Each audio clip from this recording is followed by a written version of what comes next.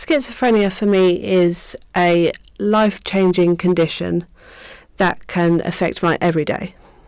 Like a normal world, but there's more added to it. It would be an animal or an extra person who other people couldn't see, but I could. I can sometimes feel very alone, very scared. I would hear voices a lot more, and I would definitely see things in the room that made me jump. Like I see something called shadow people, where it's like a person, but they're just completely black. It'd have no features, nothing like that. It would literally just be like a black shadow, and they can kind of just turn up as and when they want. And if you're not expecting it, it can make you jump, or it can make you feel very scared. I experience both voices and hallucinations. Some of them are my friends. I have one of a young boy, Limbo, who's a shadow person. He's much more my friend than anything else. It's very comforting, and sometimes when I see a clown or I'm feeling very paranoid about, but others can be very distressing. Elliot, who is a man, and he's quite strict and demanding. He can be a very hard person to deal with. Very, very horrible. Makes me feel bad about myself.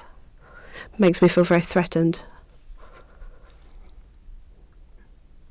There's been times where I hallucinate clowns, which is really, really terrifying, because I'm scared of clowns anyway, but then to hallucinate them, and sometimes it can be 1, 2, 3, it can be a pack of them, and they're right up in your face, or they stand at the end of your bed, or they'll stand in a corridor where you can see them, and that is really terrifying.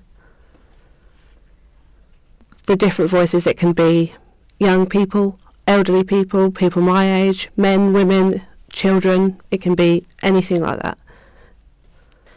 Sometimes it's comforting because you're not alone, but other times when I feel ill that day with my mental health, it can be very, very, very hard to cope.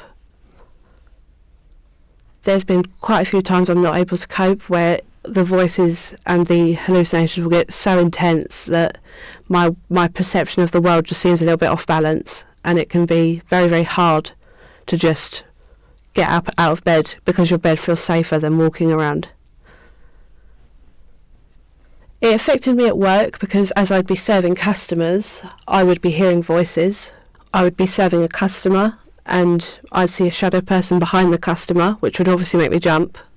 Or it would be that I'm at work and I'm just serving normal customers and I can hear the voices. So it's very hard to cope with people talking to me, and obviously my head is going as well. So it can get very, very, very, busy.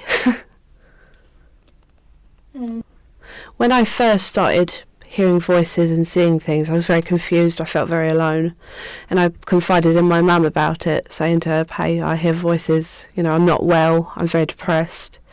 So she got me help with the doctors, and then the doctors referred me to a mental health team, which is called Chapel Street, and they are absolutely fantastic.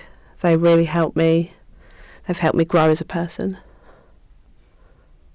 They teach me different coping mechanisms. They teach me to not listen and try have control of your life, because that is what it is you need to make sure that you have control, and you say to yourself, right, no, I'm stronger than this, I'm better than this, you can do it. I take something called quetiapine for schizophrenia, 100 milligrams, and what it is basically is it's a antipsychotic, which means it can level out the brain measures in your brain to make it all equal again, and also it's a sedative. So I take it before I go to sleep, because it can help me sleep better in the night, because that's normally when I might see something, or my voices will be like, hey, wake up, you're not going to sleep, what are you doing? So I take quetiapine to help me sleep at night, and it's, as I said, it's an antipsychotic, so it helps your brain levels equal out.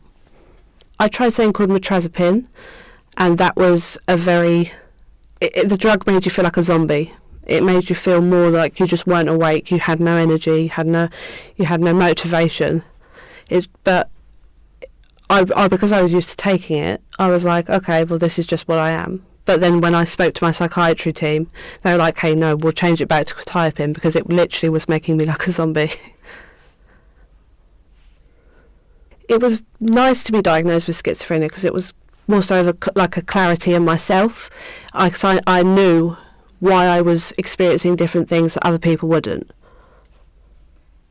I wouldn't give schizophrenia to anyone else, because I know how scary it can be.